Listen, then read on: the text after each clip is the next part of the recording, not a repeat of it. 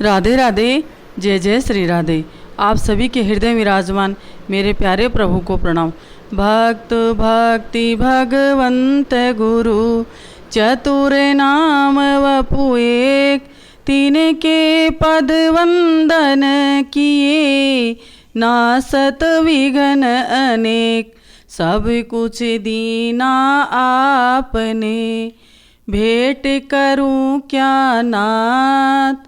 नमस्कार की भेंट लो, जोड़ूं दोनों हाथ। किशोरी राधे, किशोरी राधे, किशोरी राधे, किशोरी राधे। मेरो प्यारो नंदे लाल, किशोरी राधे। मेरो प्यारो नंदे लाल, किशोरी राधे। जय जय श्री राधे, जय जय श्री राधे, जय जय श्री राधे श्याम। बोलो भक्त और भगवान की जय। कल हमने नरसिंह जी की कथा में, नरसिंह जी के चरित्र में हमने सुना कि नरसिंह जी की भगवान ने सुन ली और नरसिंह जी जिस मंदिर में रहते थे, ठाकुर जी ने आकर के इतनी कृपा करी, विश्वकर्मा जी और अंगद जी को आदेश दे करके इतनी बड़ी हवेली बना दी। और नरसिंह जी जब जाते हैं अपने ठाकुर जी को लेकर के, तो सबसे पहले मंदिर में ठाकुर जी को विराजमान करते हैं और फिर वहाँ पर आने जाने वाले आते हैं और नरसिंह जी की हवेली देख करके सब नरसिंह जी से कहते हैं कि चमत्कार कैसे हुआ। नरसिंह जी तो भोले वाले थे। नरसिंह जी कहते, हमारा कोई था ही नहीं, कौन हमारी सुनता, कोई नहीं था, हमारे तो एक ही थे। सांवल सा गिरिधारी, भला हो रमा, सांवल सा गिरिधारी। हरि बिना मोरी, गोपाल बिना मोरी, लक्ष्मीनाथ बिना मोरी। कौन खबर ले, कौन खबर ले। नरसिंह जी सबसे कहते, हमारा था ही कौन जो कोई हमारी खबर लेता। सांवल सा हमारे गिरधारी थे, उन्होंने हमारी खबर ली। ये सब कुछ है उन्हीं का दिया हुआ है। नरसिंह जी का मंदिर अब बड़ा बन गया, सारी व्यवस्था हो गई और संत महात्मा भी आने लगे, क्योंकि नरसिंह जी के जो मन में एक ही भाव रहता था कि हे प्रभु, जो कुछ आपने दिया है, आपकी कृपा से मैंने स्वीकार तो किया है, परंतु देखते रहना कहीं मेरा मन आपसे हटकर मोह माया में लग ना जावे। मैं अपने आप से कुछ नहीं कर सकता, आप ही मुझे संभालना। जैसे सहजो बाई कहती है, ढूंढ ढूंढ जाऊँ गेह गे ले। जैसे छोटे बालक को माता रखवाली करती है छोटे बालक की, और कभी बच्चा अग्नि की तरफ जाता है, कभी जल की तरफ जाता है, परंतु माँ फिर उसको उठा करके अपनी गोद में बिठा लेती है। वैसे ही है प्रभु, आप ही हमारी रक्षा करना, आप ही हमारे भजन को बढ़ाना और आप में मेरा मन लगता रहे। परंतु नरसिंह जी के मन में यही चाव रहता था कि कैसे भी करके संतों की सेवा में रहूं और मेरे घर पर ये जो भगवान का दिया हुआ ठाकुर जी की कुटिया है, इनमें संतों का ही निवास हो और संत ही आते रहें। नरसिंह जी ने पहला कीर्तन जो किया था वो नरसिंह जी का यही था, द्वारिकारा नाथ भजो राधे गोविंदा। द्वारिकारा नाथ भजो राधे गोविंदा। राधे गोविंद भजो राधे गोविंदा। राधे गोविंद भजो राधे गोविंदा। द्वारिकारा नाथ भजो राधे गोविंदा। नरसिंह जी हरदम अपने भगवान की भक्ति में लीन रहते और बच्चे भी कीर्तन में बैठते। और जो धर्म पत्नी थी माणक बाई, वो तो बड़ी सीधी सादी थी, पूरे दिन रसोई में रह करके यही भाव उनका रहता कि कैसे भी भगवान के लिए अच्छा प्रसाद बन जाए और जो आने वाले हैं उन सबको प्रसाद मिल जाए। पूरे दिन भगवान की सेवा में इस भाव से लगी रहती। और जब भी नरसिंह जी सत्संग करते, बच्चे पास आकर के बैठ जाते और कोई खड़ताल बजाता और कोई झिंझे बजाते। ऐसे छोटे बच्चे बड़े हो गए, पता ही नहीं चला। और नरसिंह जी का कारोबार तो कहते हैं दिनों दिन इतना बड़ा वहाँ पर सूरत के बड़े बड़े व्यापारी और नरसिंह जी के पास आने लगे और इनका काम इतना बढ़ गया था। नरसिंह जी कुछ नहीं करना चाहते, परंतु भगवान का आदेश था। तभी तो गुजरात में जो लिखा पढ़ी का काम करते हैं उनको मेहता बोलते हैं। नरसिंह जी भी थोड़ी बहुत लिखा पढ़ी देख लेते और पूरे दिन अपने भगवान के भजन में लगे रहते। अब नरसिंह जी की जो कन्या थी नानी बाई, वो बड़ी हो गई थी, तो अच्छे अच्छे घर से उनके रिश्ते आने लगे। और नरसिंह जी को तो कोई चिंता नहीं, हमारे ठाकुर जी को ही चिंता थी। तो उन्होंने नरसिंह जी की बेटी के लिए, कहते हैं अंजार, जो अंजार था वहाँ के धनी माने सेठ थे, उनके यहाँ से नानी बाई के लिए रिश्ता आया। और नरसिंह जी के पास कोई कमी थी नहीं, तो रिश्ता पक्का हो गया। बड़े घर में नानी बाई का रिश्ता हो गया और धूमधाम से नरसिंह जी ने नानी बाई का विवाह कर दिया। जो संसार की सबसे बड़ी जिम्मेवारी थी, अपनी कन्या का विवाह है, वो नरसिंह जी ने धूमधाम से कर दिया। अब तो नरसिंह जी बड़े प्रसन्न रहने लगे कि एक जिम्मेवारी भगवान ने दी थी वो पूरी हो गई। और जो सांवल था वो अब तक भगवान का भक्त बन चुका था, उसके विवाह की किसी को अब चिंता ही नहीं थी और क्यों कर विवाह करना था। नरसिंह जी जानते थे कि संसार में फंसेगा तो भी वही बात है, भगवान की कृपा है कि संतों की सेवा में और भगवान के भजन में लग गया है। तो नरसिंह जी अब निश्चिंत हो गए कि मेरी जिम्मेवारी पूरी हो गई। और अब देखो, नरसिंह जी की हवेली में, नरसिंह जी के खजाने में भगवान ने जो इतना धन भरा था, 12 पीढ़ी बैठ करके खावे तब तक खत्म ना हो, इतना धन था। परंतु नरसिंह जी तो अब दोनों हाथों से लुटाने लगे। गौ सेवा बढ़ चढ़ करके होने लगी, संत सेवा बढ़ चढ़ करके होने लगी। और जो भी उनके शहर में, जूनागढ़ में कुंवारी कन्याएं थी, उनके विवाह के लिए नरसिंह जी जी खोल करके खर्च करते थे।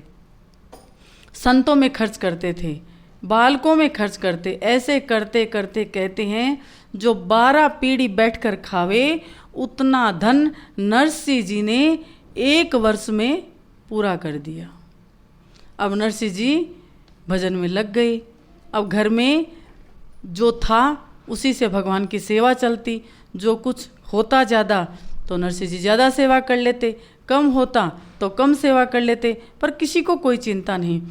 भगवान की ऐसी कृपा थी, अभी तक नरसिंह जी का सब कुछ ठीक चल रहा था। नरसिंह जी को कोई चिंता नहीं थी। इधर जो बड़ा भाई भौजाई थी, उसे भी पता चला कि नरसिंह जी के पास इतना धन हो गया, वो बहुत जलने लगी। परंतु जब नरसिंह जी ने सब कुछ दान कर दिया, कहते हैं सबसे पहले अपनी बेटी के विवाह में नरसिंह जी ने 56 करोड़ रुपए लगाए थे, और जो बचा वो सारा का सारा संतों में, गौ सेवा में लगा दिया। अब भौजाई और भाई बड़े प्रसन्न हुए कि अब नरसिंह के पास वापस कुछ नहीं बचा। अब देखते हैं नरसिंह का काम कैसे चलेगा। अभी तो बेटा भी है और नरसिंह जी की धर्मपत्नी भी है और इतनी साधु सेवा बढ़ा ली है। अब देखते हैं नरसिंह जी की साधु सेवा कैसे चलती है। परंतु नरसिंह जी तो नरसिंह जी थे, उन्हें कोई चिंता नहीं।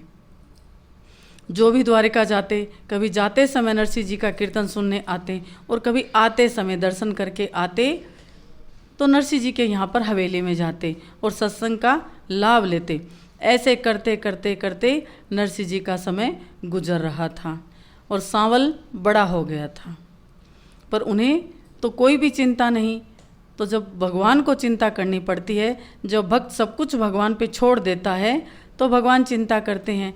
और भगवान ने चिंता करके किसी को निमित्त बना करके कहा कि जाओ नरसिंह से कहो बेटे का विवाह कर दो। तो सांवल साहब के लिए नरसिंह जी कहते, अरे भगवान चाहेंगे तो विवाह भी हो जाएगा। सांवल साहब तो भगवान का भक्त है, जो होगा सो देखा जाएगा। ऐसे करते करते सांवल अपनी भक्ति में लग रहा था। और कहते हैं एक शहर था, वहीं पर जूनागढ़ से थोड़ी दूर पर, उस शहर में एक धनी मानी व्यक्ति थे। उनके यहाँ पर कन्या थी, वो बहुत धनवान थे परंतु अहंकारी थे। अपनी कन्या के लिए उन्होंने पंडितों को भेजा और कहा कि मेरी बेटी के लिए सबसे श्रेष्ठ वर ढूंढ करके लाओ। बेचारे देश देशांतर सब जगह ढूंढ रहे थे, पर कहीं भी उनकी बेटी के लायक वर मिलता उससे पहले ही वो मना कर देते, कोई ना कोई कमी निकाल करके। बेचारे जितने भी पंडित थे सब दुखी हो गए। अब क्या करते, ऐसे करते करते ढूंढते ढूंढते वो जूनागढ़ आ गए। जब जूनागढ़ आए तो बड़े बड़े सेठ थे, बड़े बड़े थे, उनके यहाँ पर जा कर के उन्होंने उस कन्या के लिए रिश्ता मांगा। और पता था कि बहुत धनवान घर से कन्या है, तो सब हामी भरते, परंतु कोई न कोई कमी निकाल करके रिश्ता नहीं हो पाता। तो जूनागढ़ के जो और थे सारे चिढ़ बिठा ली, कहा अरे ये क्या, इतना अहंकार, अपनी बेटी के लिए देश देशांतर भेजते हैं और कोई लड़का पसंद नहीं आता, किस में कोई कमी निकाल रही है, किस में कोई, तो अब इनको ऐसा सबक सिखाएंगे कि ज़िंदगी भर याद रखेंगे। सब ने एका करके, और जो बेचारे पंडित जी सीधे साधे घर बार ढूंढ रहे थे वो मिल गई। तो उन्होंने कहा अरे हमसे गलती हो गई, जो सबसे बड़े धनी मानी हैं उनका तो नाम बताना हम आपसे भूल ही गए। अरे कौन, कहा नरसिंह मेहता। मेहता नाम से उस समय नरसिंह जी को पूरा गुजरात क्या सब जगह उनकी ख्याति थी। जैसे ही नाम सुना बड़े प्रसन्न हुए और उन्होंने जाकर अपने जो यजमान थे उन्हें बताया। उन्होंने भी सोचा कि नरसिंह मेहता तो बहुत बड़े धनवान हैं, क्योंकि उन्हें अब जो नरसिंह जी की स्थिति थी उसके बारे में कोई पता था ही नहीं। उन्होंने कहा मुझे रिश्ता मंजूर है। पंडित जी ने कहा फिर सोच लो, मैं जा रहा हूँ। तो पंडित जी आते हैं और नरसिंह जी के पास आकर कहते हैं आपके बेटे सांवल का हम रिश्ता लेकर के आए हैं। तो नरसिंह जी ने आदर दिया, मान दिया और बिठाया और कहा कि भाई रिश्ते तो भगवान बनाता है, हम तो सिर्फ निमित्त बनते हैं, परंतु मैं सबसे पहले आपको बता देता हूँ कि मेरे पास कुछ भी नहीं है। पंडित जी थे, उन्होंने इस बात को उल्टा लिया। इन्होंने मने विचार किया कि जिनके पास बहुत धन होता है वो यही कहते हैं कि हमारे पास कुछ नहीं है, और जिनके पास कुछ नहीं होता वो दिखावा करते हैं। तो नरसिंह जी के बारे में तो सबको पता ये मेहता है, और इन्होंने जो नानी बाई का विवाह किया था अभी तक लोग भूले ही नहीं थे कि नानी बाई का विवाह कितना धूमधाम से हुआ था। तो उन्होंने कहा कि हम सब जानते हैं। तो उन्होंने कहा भाई आप कुछ नहीं जानते हो, आप देख लो, ये मेरा बेटा है और मैं नरसिंह हूँ और ये हमारी हवेली है। तो मन में विचार किया जो इतनी बड़ी हवेली है खाली तो नहीं हो सकती। फिर भी नरसिंह जी ने कहा कि देख लो भाई, जैसी स्थिति है वैसी आप समझ लो, विचार लो, उनके बाद रिश्ते की बात करना। तो उन्होंने कहा नहीं, हमें तो ये रिश्ता मंजूर है। तो कहा ठीक है। सांवल साहब को बिठाया, ठाकुर जी के सामने उन्होंने 1 रुपया नारियल दिया। नरसिंह जी ने कहा कि हमें कन्या के अलावा कुछ नहीं चाहिए। तो पंडित जी और प्रसन्न हो गए, कहा अहो भाग्य हमारे जो ऐसे हमें समधी मिले। कहा देखो ये तो आपकी महानता है कि आपको कुछ नहीं चाहिए, और खुशी खुशी उन्होंने सांवल साह का रिश्ता पक्का कर दिया 1 रुपया और नारियल दे करके। और फिर जब वापस जाते हैं तब तक लोगों ने आकर के कह दिया, क्योंकि उन्होंने जब पंडित जी तो इधर रिश्ता पक्का करने आए थे और उधर जो बेटी का पिता था उन्होंने सब जगह कह दिया कि मेरी बेटी के भाग्य देखो, कि मेरी बेटी के भाग्य में नरसिंह मेहता के घर की बहू बनना लिखा है। तब लोगों ने कहा कि तुम्हें पता भी है जब नानी का उनकी बेटी का विवाह हुआ था तब तक वो बहुत धनवान थे, और जैसे ही बेटी का विवाह हुआ उन्होंने अपनी जिम्मेवारी पूरी समझी और जो धन था वो सारा संतों में लुटा दिया है। अब उनके पास कुछ भी नहीं है, वो तो मोड़ा फकीर बन गए हैं। जैसे ही ये बात सुनी तो उन्होंने अपना माथा पीटा, अब क्या हो सकता है, परंतु कहा कोई बात नहीं, अभी तक तो सगाई हुई है, सगाई ही हुई है, विवाह तो हुआ नहीं है, विवाह तो नहीं हुआ है। तो जैसे ही पंडित जी आते हैं उन्होंने कहा कि हमसे बड़ी भूल हो गई, और उस समय टेलीफोन तो था नहीं, कोई जल्दी से पहुंचने का साधन भी नहीं था। अब क्या करते, जब आप गए वापस रिश्ता पक्का करने तब तक हमें पता चला, पर क्या करते, देरी हो गई तो कोई बात नहीं है, अभी भी बात संभाली जा सकती है। आप वापस जाओ और रिश्ता तोड़ कर आओ। पंडित जी की आंख में आंसू आ गए।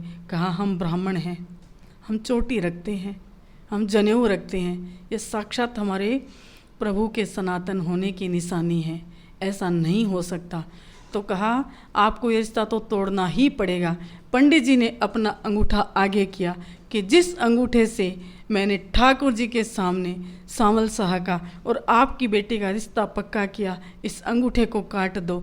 मैं जाकर नरसिंह जी को ये अंगूठा दिखा दूंगा, रिश्ता अपने आप टूट जाएगा। सेठ जी कुछ नहीं बोल पाए।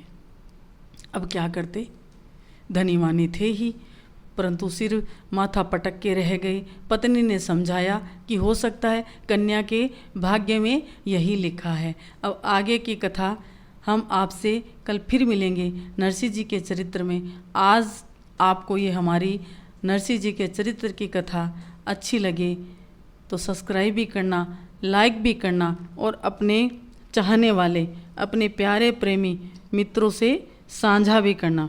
जय जय श्री राधे, जय जय श्री राधे, जय जय श्री राधे। बोलो वृंदावन धाम की जय, यमुना महारानी की।